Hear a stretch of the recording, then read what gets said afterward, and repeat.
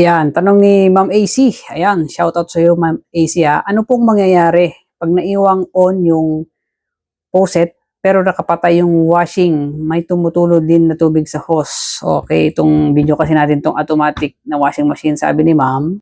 Kagaya nito Ma'am, oh. Ayan, yung faucet na to, diretso yan dito sa ating automatic na washing machine. Naka-on po lagi ito. Ano, okay lang yan. O kahit ninyo na isara yan kasi pagka kahit naka-off ito, hindi po papasok tong itong tubig. Ayan. So naka-on lang 'yan kasi meron diyang parang may nakaharang diyan na pagka inon mo tong washing machine tapos sinet mo na siya dito, tsaka lang 'yan tsaka lang 'yan maglalagay ng tubig.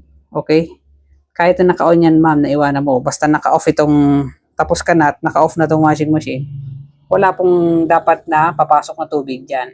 Okay? May nakaharang diyan. Mag-open lang yung nakaharang diyan pagka inopen mo na yung washing machine. Okay po, kasi automatic nga siya. So dapat sabi mo, may tumutulo din sa hose. Saan po bang hose dito?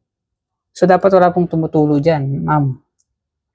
Kasi kung may tumutulo banda rito, baka may leak lang dito. Pero dapat hindi papasok yung wala dapat papasok na tubig kung naka-off itong washing machine. Okay?